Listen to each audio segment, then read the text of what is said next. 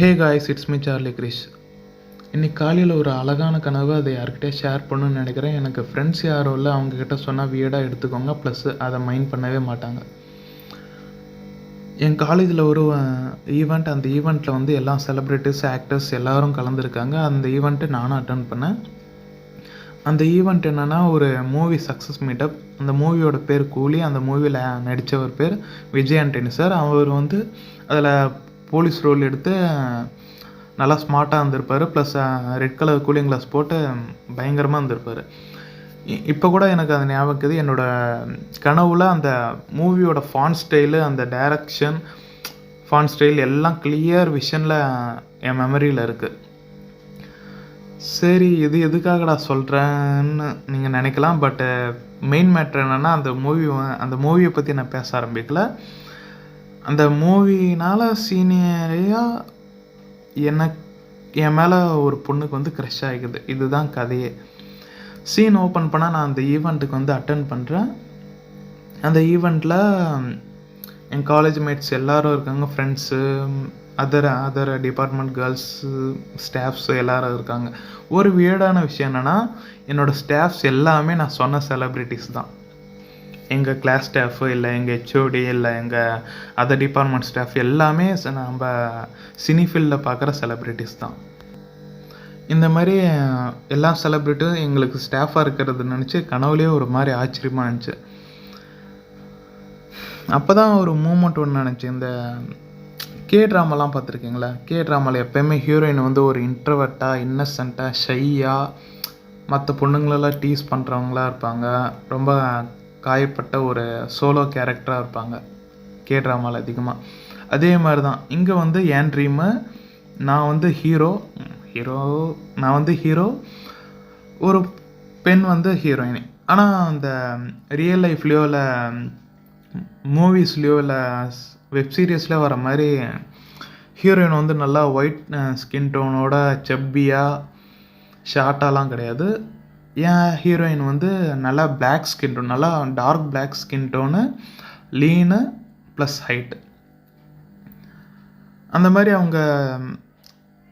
அவங்களுக்கும் ஃப்ரெண்ட்ஸ் இல்லை, எனக்கும் ஃப்ரெண்ட்ஸ் இல்லை. நான் சோலோ தான், எப்பயுமே நான் தனியாக தான் இருப்பேன். பட்டு நானும் ஒரு இன்ட்ரோவர்ட் தான், அந்தளவுக்கு எக்ஸ்ட்ரோவர்ட்டும் கிடையாது. பட்டு காமனாக யாராச்சும் ஒரு அன்கம்ஃபர்டபுளாக ஃபீல் பண்ணாங்கன்னா அவங்கக்கிட்ட போய் பேசுவேன். அது boy or girl, it's okay. அந்த மாதிரி அவங்க அன்கம்ஃபர்டபுளாக ஃபீல் பண்ணி நின்றுனது பார்த்து நான் வந்து அவங்கக்கிட்ட போய் பேச போனேன். இந்த மாதிரி அவங்களும் பேசுகிறதுக்கு தயங்கினாங்க. பட்டு என்கிட்ட பேச ஆரம்பித்தாங்க.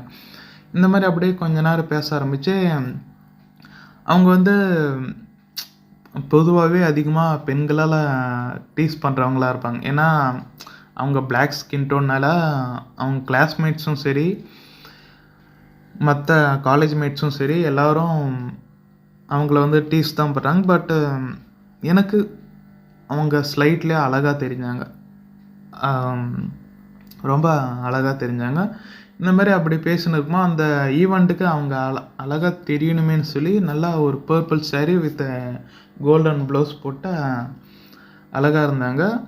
என்னென்னா, இந்த ஈவெண்ட்டில் அழகாக தெரியணும்னு சொல்லி கொஞ்சம் மேக்கப் அப்ளைன்ஸை கொஞ்சம் அதிகமாக போட்டுட்டு வந்துட்டாங்க. அந்த விஷயம் வந்து எனக்கு ஒரு மாதிரி டிஸ்ட்ராக்டாக இருந்துச்சு. ஸோ அதனால் நான் என்ன பண்ணேன்னா, அவங்களோட சீக்ஸ், அதாவது கன்னமில் இருக்கிற அந்த ஓவரைஸ்டு பவுடரை வந்து நான் லைட்டாக அப்படியே கை வச்சு அதை தட்டி விட்டு க்ளீன் பண்ணேன். அதாவது ரப் பண்ணேன், அந்த சீக்ஸில் கன்னங்களில் ரப் பண்ணி அதை க்ளீன் பண்ணேன். டக்குன்னு ஈவெண்ட் ஸ்டார்ட் ஆகிடுச்சு. எங்கள் செலிப்ரிட்டி ஸ்டாஃப்ஸ், அதாவது எனக்கு கனவுல வந்த ஸ்டாஃப்ஸ் எல்லாருமே செலிப்ரிட்டிஸ் தான். அவங்க வந்து எல்லா ஈவெண்ட்டுக்கு அசம்பிள் பண்ண சொன்னாங்க. எல்லோரும் போயிட்டாங்க. நான் அப்படியே நமக்கு ஃப்ரெண்ட்ஸ் யாரும் இல்லை, நான் அப்படியே திரிஞ்சுட்டு லேட்டாக தான் போனேன். எல்லோரும் போயிட்டாங்க.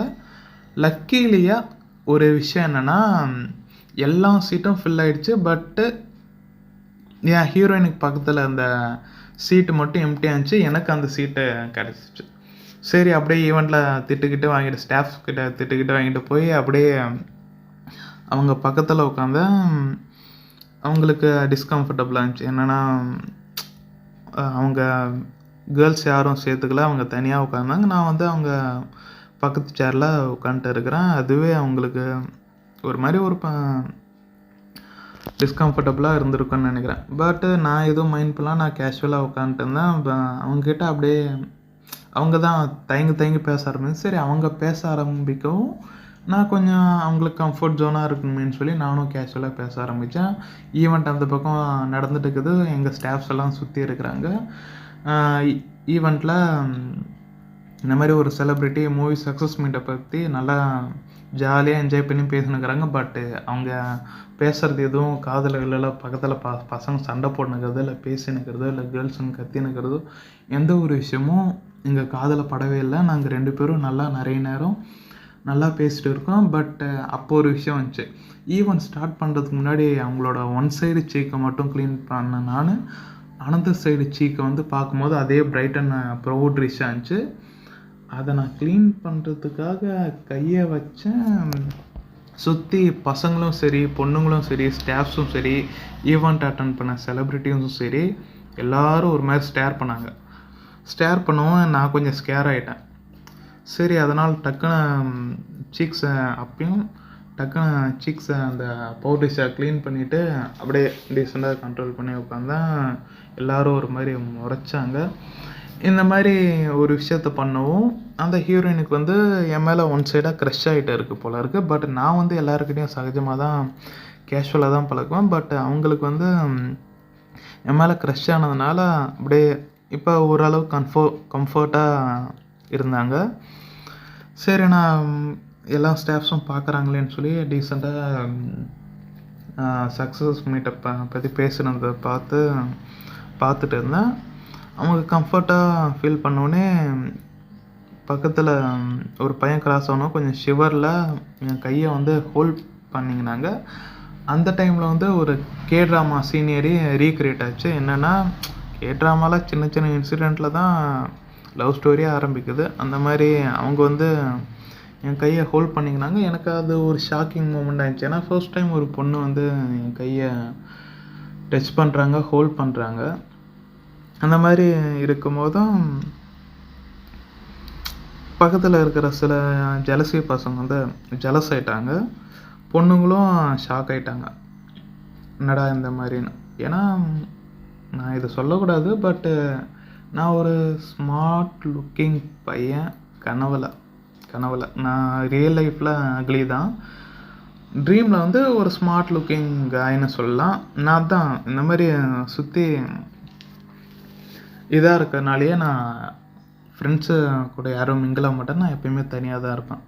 அந்த மாதிரி அவங்க என் கையை ஹோல்டு பண்ணவும் எனக்கு அப்படியே ஷிவர் ஆக ஆரம்பிச்சிச்சு. ஏன்னா ஒரு லேடி, ஒரு அழகான பொண்ணு, அதுவும் இன்றைக்கி தான் மீட்டப் பண்ணுறாங்க. அவங்க வந்து என் கையை ஹோல்ட் பண்ணும்போது என்னால் ஒன்றுமே முடியல. ஒரு மாதிரி ரொம்ப கம்ஃபர்டபுளான ஜோனில் இருக்கிற நானே டீகம்ஃபர்டபுளில் போயிட்டேன்.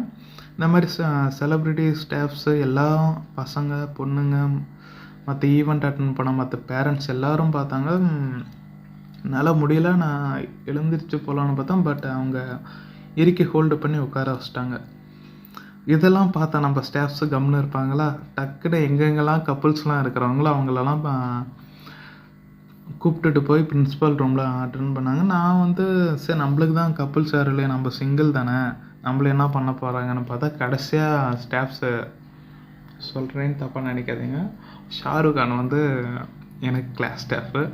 அவர் வந்து எங்கள் 2 பேரையும் கூப்பிட்டுட்டு போய் பிரின்ஸிபல் ரூமில் நிறுத்திட்டாங்க. அவ்வளோதான் கதையே.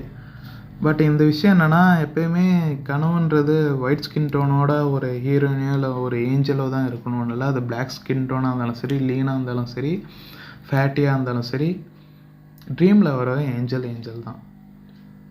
அந்த மாதிரி எனக்கு கிடைச்ச ஒரு ஏஞ்சல்னு சொல்லலாம். அவ்வளோ அழகாக இருந்தாங்க. சிரிக்கிறதுக்கு கூச்சப்பட்டாங்க. ஏன்னா அவங்க சிரித்தாங்கன்னா அழகாக இருப்பாங்க. பட் மற்றவங்களாம் டீஸ் பண்ணுறதுனாலே கொஞ்சம் ஸ்லைட்லியாக அமைதியாக தான் இருந்தாங்க. எதுக்காக இந்த ட்ரீமை வந்து உங்ககிட்ட ஷேர் பண்ணேன்னா, எனக்கு ஃபர்ஸ்ட் ஆஃப் ஆல் ஃப்ரெண்ட்ஸ் யாரும் இல்லை. இந்த விஷயத்த மற்றவங்ககிட்டையும் சொல்ல முடியாது. ஏன் இப்போ இந்த விஷயத்த நான் இப்போ சோஷியல் மீடியாலேயே போட்டாலும் என்னை டீஸ் பண்ணுறதுக்கு, என்னை கலாய்க்கிறதுக்கு எவ்வளோ பேர் வராங்க. பட் அதெல்லாம் பற்றி எனக்கு கவலை இல்லை. எனக்கு பிடிச்ச விஷயத்த நான் ஷேர் பண்ணுறேன்னு ஒரு சந்தோஷம் இருக்குது.